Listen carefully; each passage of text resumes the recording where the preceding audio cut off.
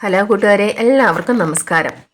അപ്പോൾ നമ്മൾ 10th prelims ആണ് വരാൻ പോകുന്നത്. അതിനുവേണ്ടി സിലബസ് തീർന്നെന്നോർത്ത് വിഷമിച്ചിരിക്കുന്നവർക്ക് വേണ്ടിയുള്ളതാണ് ഈ ഒരു വീഡിയോ.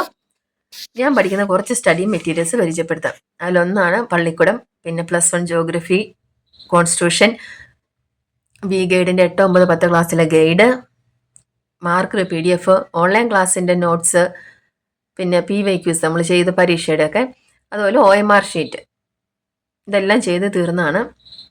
അപ്പം നമ്മൾ ഡെയിലി ഒരു OMR ഷീറ്റ് വീതം ചെയ്യുക. അതുപോലെ ഒരു PYQ മാർക്ക് PDF കിട്ടുമല്ലോ ടെലിഗ്രാമിൽ നിന്ന്, അതൊക്കെ നമ്മളങ്ങ് പഠിക്കുക. അപ്പോൾ 2 ക്വസ്റ്റ്യൻ പേപ്പർ ഒരു ദിവസം തീരും.